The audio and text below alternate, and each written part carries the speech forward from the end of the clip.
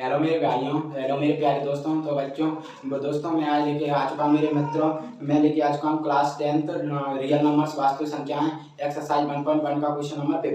बच्चों क्या दिया, जांच कीजिए कि क्या किसी प्राकृत संख्या मतलब प्राकृत संख्या तो एक से लेकर अनंत होती है, तो एक प्राकृत संख्या मान ली n के लिए, तो प्राकृत संख्या क्या दी है n के लिए 6 की पावर n मतलब 6 मतलब प्राकृत संख्या 6 की पावर मतलब 6 की घात n अंक शून्य पर समाप्त हो सकती है क्या। तो बच्चों अंक शून्य पर समाप्त, अंक शून्य इकाई का अंक शून्य कब होता है, जब वो 5 से विभाज्य कोई संख्या। तो बच्चों 5 से विभाज्य कोई संख्या होती है तो अंक शून्य होता है। तो बच्चों इसके अभाज्य गुणनखंड क्या बनेंगे 2 into 3। तो बच्चों इसमें 5 का आना तो संभव है ही नहीं, तो हम कैसे ये 0 पर समाप्त हो सकती है, नहीं होगी। और बच्चों अंकगणित की आधारभूत प्रमेय हमें क्या सिखाती है, अंक गणित की आधारभूत प्रमेय, अंकगणित के आधारभूत प्रमेय की अद्वितीयता हमें सिखाती है कि कोई प्रत्येक भाज्य संख्या मतलब भाज्य संख्या चार मान लो, प्रत्येक भाज्य संख्या के एक अद्वितीय रूप के कारण उसके मतलब वो भाज्य संख्या दी है उसके गुणनफल अभाज्य गुणनखंडों के गुणनफल के रूप में व्यक्त किए जा सकते हैं। जैसा कि वो कहती है, तो देखो प्रत्येक भाज्य संख्या है उसके गुणनफल मतलब अभाज्य गुणनखंड ही तो होते हैं दो, क्योंकि अभाज्य गुणनखंड वो होते हैं जो खुद से ही करते हैं एक के अलावा। तो बच्चों ये भाज्य संख्या है और ये अभाज्य, तो ये गुणनफल के रूप में व्यक्त हो रहा है द्वितीय। इसी कारण ये अभाज्य गुणनखंड आएंगे 2 3, तो इसमें 5 का आना संभव है ही नहीं। वैसे भी इसके लिए ये अंक शून्य पर समाप्त नहीं होगी। अब बच्चों ये सब क्योंकि शिक्षा ना बच्चों ये भाज्य गुणनखंड बनेंगे, ये भाज्य है, संख्या भाज्य है ये, तो यही कह रहा है बच्चों। ये आपको समझ आएगी अंकगणित की आधारभूत प्रमेय क्या होती है। अंकगणित की आधारभूत प्रमेय होती है कि प्रत्येक भाज्य संख्या अद्वितीय होने के कारण अभाज्य संख्याओं के गुणनफल के रूप में व्यक्त किया जा सकता है। तो ये हो गई एन से पर भी आपको अंकगणित की आधारभूत प्रमेय सॉल्व करते हैं।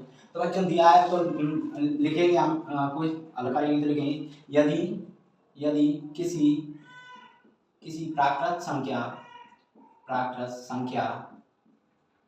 n के लिए संख्या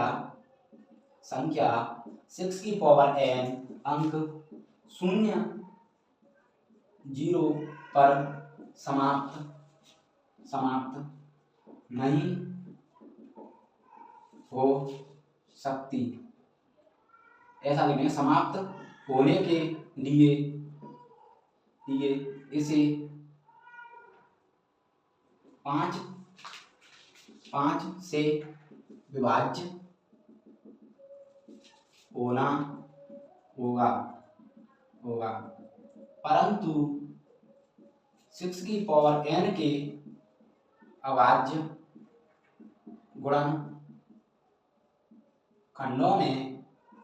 गुणनखंडों में 5 का आना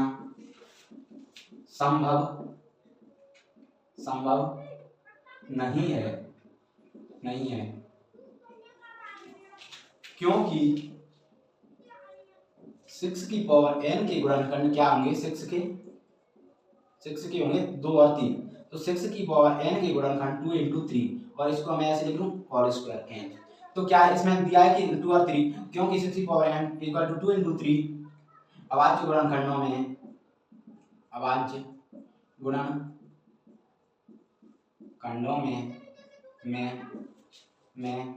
2 और 3 अभाज्य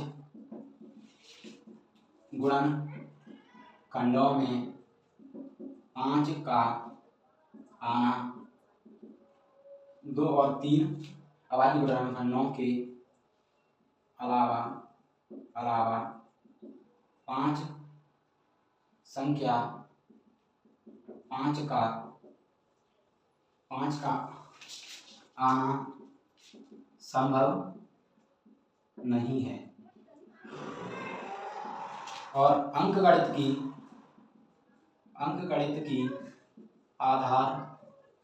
आधारभूत प्रमेय की अद्वितीयता हमें यह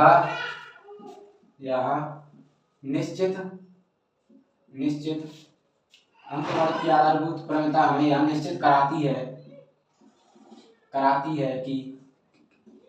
है कि 2 और 3 के अलावा 6 की पावर n के कोई 6 की पावर n के 2 और 3 के अलावा 6 पर n के कोई अलावा 6 की पावर n के कोई अतिरिक्त गुणनखंड नहीं हो सकते हैं। इसलिए संख्या 6 की पावर n शून्य पर समाप्त नहीं हो सकती है। बच्चों यदि किसी प्राकृत संख्या n के लिए, ये तो इसमें दिया है, अब क्या कह रहा है, अब देखो वैसे ही आप समझ लो 6 है, 6 जीरो पर कैसे समाप्त हो सकती है, क्योंकि जीरो से विभाज्यता का नियम क्या है, जीरो पर समाप्त वो संख्या हो सकती है जो जीरो पर समाप्त हो वो 5 से विभाज्य हो। तो 6 की हम गुणनखंड करेंगे तो 2 × 3 आ रहा है, तो इसमें 5 तो आ ही नहीं सकती, तो ये जीरो से समाप्त कैसे हो सकती है जीरो पर, यही ये कह रहा है। अंकगणित की आधारभूत प्रमेयता हमें यह निश्चित कराती है कि प्रत्येक भाज्य संख्या एक अद्वितीय होने के कारण अपनी संख्या मतलब भाज्य संख्या को अभाज्य संख्याओं के गुणनफल के रूप में व्यक्त करती है। गुणनफल की मतलब अभाज्य संख्या यानी मतलब भाज्य संख्या की गुणनफल, ये कह रहा है, ये हमें कह रहा है। आप इसको ऐसे भी इस लाइन को आप हटा भी सकते हो, थोड़ा कर सकते हो।